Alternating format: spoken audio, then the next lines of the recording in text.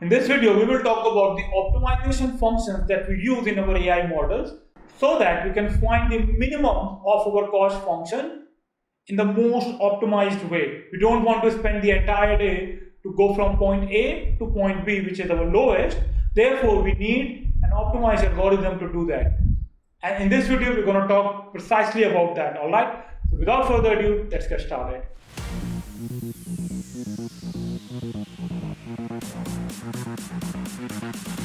So the first question is, why do we need an optimization algorithm? Okay. So let's move to my favorite tool, create new, don't save. Okay. So we all know that if this is my cost function, so f of weights, and this is my weight, this is where we want to be. And when we start training, we could start from anywhere. We could start from here, we could start from here, we could start from here, anywhere. So now let's say you have started here. How do you know that where do you want to go, and how do you know how to get to this minimum value? You can go like this. You could go like this. Or there are many other ways of reaching to this point. So how do you decide how best, in the most optimum way, you could reach to the minimum value, which is this? And that is what we will learn today, how an AI model reaches to its minimum. Okay. So the first algorithm we're going to talk about is gradient descent.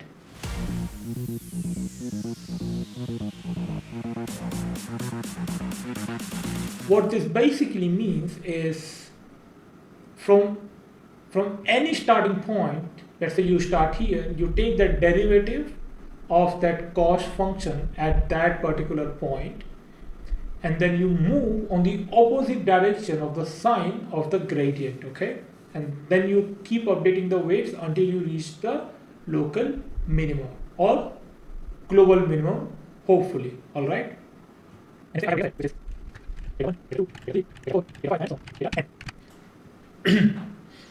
And let's say your cost function looks something like this. Okay. Now assuming you started somewhere here, now from this point what I can do is I can run my data 1 through my network, right? So data 1 goes to my network and I get an output 1. I can calculate the loss at this point. So loss at data 1, loss at D1, and then I do the back propagation. Then I send data 2, get an output, update the loss. Data 3, output, loss. Data n, output, loss. Now, as you could assume, what would happen is you will start from here, and based on the loss function and based on what value the loss function is calculating to reach to the minimum, this could look something like this. You started from here, then you go there, then you get here, then probably you go there, here, there, here, there, here, there, here, there, and hopefully, probably you reach here. You did reach your minimum, but probably not the best way of finding a minimum value. So, what's the alternative? So let's also look at the theory. So this is what it's saying: new weight is equals to old weight minus the learning weight multiplied by the derivative of the error function, which we just talked about here. Okay. So this is how stochastic gradient descent works, which is SGD. What I'll also do is I'll open this. So in PyTorch, you have all this algorithm, built for you. You don't have to do any mathematics. You just need to understand the concept before you use anything, because unless you understand what this class or this SGD method will do, you won't be able to use it in the most optimum way. Okay. Anyway, so it's all here if you really want to read through it, understand the math for it. But generally, this is what is happening. Okay. Now stochastic gradient descent, SGD, is good, but it's not the best one. And the reason is that you did something like this. Now, what we can do is we can optimize this in several ways. What we can do is we can do a batch gradient descent.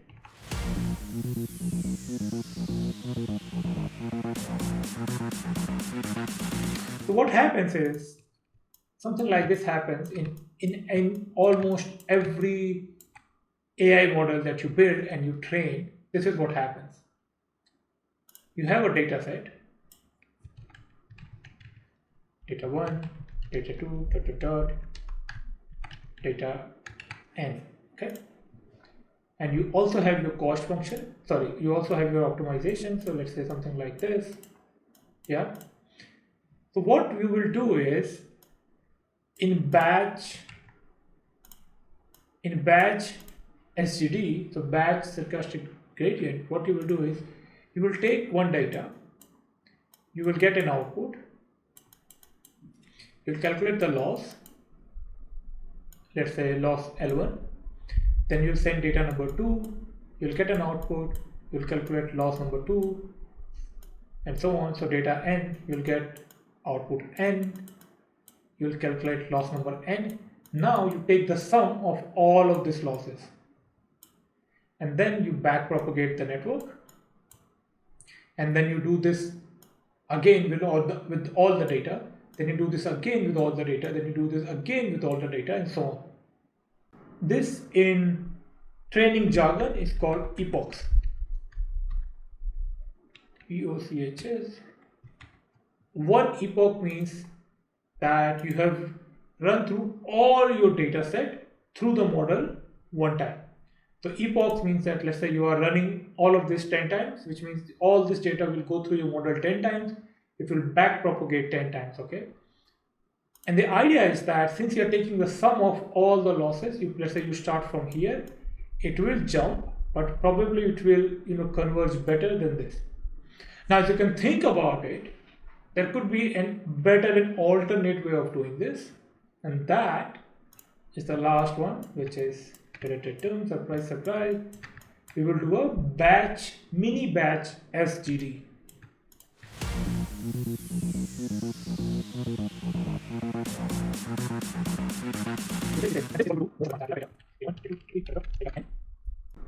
That, and then what you will do is you will create a mini batch out of it. Let's say your batch size is, let's say, 32, for example. So what you will do is you will pass this 32 set of data to the model. You will get the 32 outputs. You will calculate the loss for this 32 output, let's say L32. You'll back propagate, update the weights, take the next batch, do the same thing, back propagate, next batch, do the same thing, back propagate for, let's say, whatever amounts of epochs you want, okay? Again, one epoch means your entire data set has gone through your model one time, okay? And this, believe it or not, has the most optimum way of starting from here and then going towards the local minimum.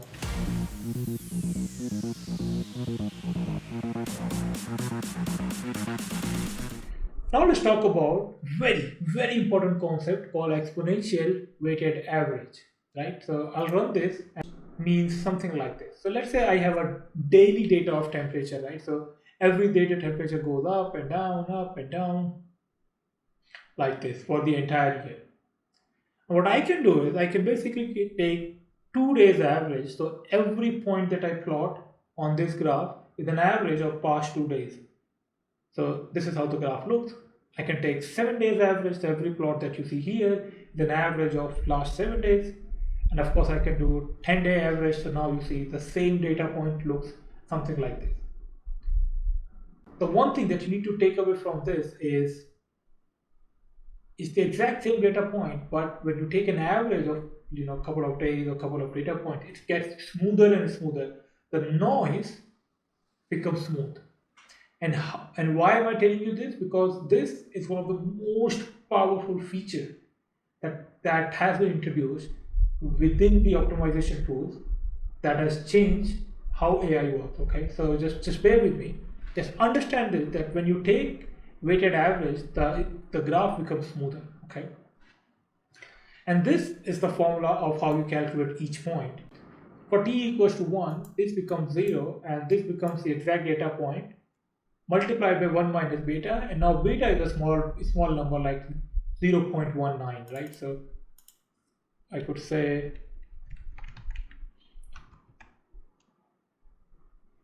I've already written here, so beta is between 0 and 1, so let's say it is equal to 0.98, for example. So what we are basically doing, we are giving weight to the previous data points, okay? Now, the only problem with this, let's say, mathematical function is that if you look here, when we are doing 30-day average, for first 30 days, the data point is kind of 0. Can you guess why?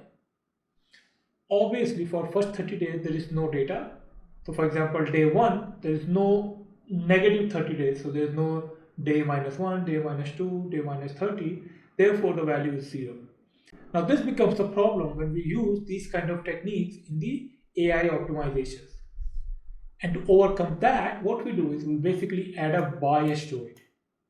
What this means is this formula basically changes to something like this. So the V here basically will be replaced by V divided by 1 plus beta to the power t. Now, what this does is it basically reduces the weightage of the last 4, 5, 10, whatever the t is. Those data points weightage goes down, and it basically decides how the smoothing will become. Okay, you don't have to go into the math of it. All of this has been done by PyTorch for you. But it is really critical for you to kind of understand the nuances of this, because as I said, if your goal is to become really good in designing AI models, these are the things that you need to know, which nobody teaches you.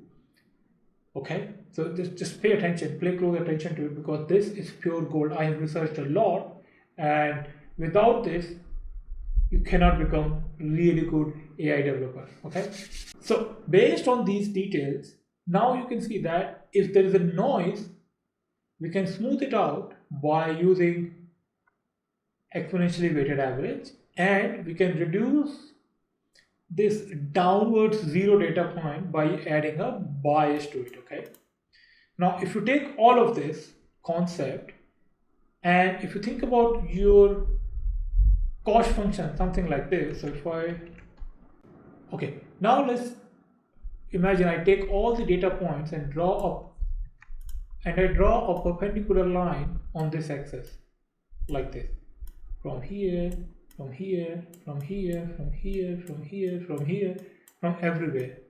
This graph will essentially, this is a 3D graph. On a 2D, it will essentially start looking something like this. Not exactly like this, but just to give you an intuition, it will start looking something like this. And this area that you see right here, the minimum one is basically here. Okay, now remember when I talk about in a stochastic gradient descent, you probably start from here and it will do a lot of zigzag to basically reach here, right? What essentially happening is you start somewhere here, let's say on this 3D plane, and after first mini batch, this could, let's say, jump here. From there it could jump there, from there it could jump there, from there it could jump there, from there it could go here, until it basically reaches here. This jumping on 3-dimensional, I'm showing you here on 2 dimensions. What you should kind of understand here is, if this is a noisy graph which somehow reaches here, and if you look at this noisy graph, we can basically smooth it out by applying EWMA. So when we use, for example, SGD plus momentum, we basically make the training faster and smoother.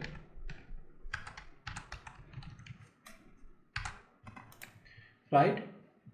So the training essentially becomes something like this. It reaches to the local minimum much faster. And based on this concept, there are many optimization algorithms that have been designed, And all of that, mathematical code is there on PyTorch. You don't have to do anything. You just need to know that why something is happening. Okay. So this is how it works. So if I go here and open this, yes, I'm fine with it. So torch.optim is a class where you can find all the optimization algorithm. One of the famous one is, for example, Adam. We have SGD, we have RMS props, RAdam, NAdam, and so on. And all of this basically has derived from gradient descent, which is stochastic gradient descent, and so on. So as you can see, the parameters are obviously the weights, then the learning rate, beta, epsilon, weight decay, and so on. That's all for this video. And the next video, we want to learn how to design an AI model. Okay, so stay tuned. Do not forget to like this video, comment if you have any doubts, if you learned something new, and definitely share it with 3 of your friends. This is a zero cost effort from your side that can help the channel today. Okay, I'll see you in the next video. Thank you very much.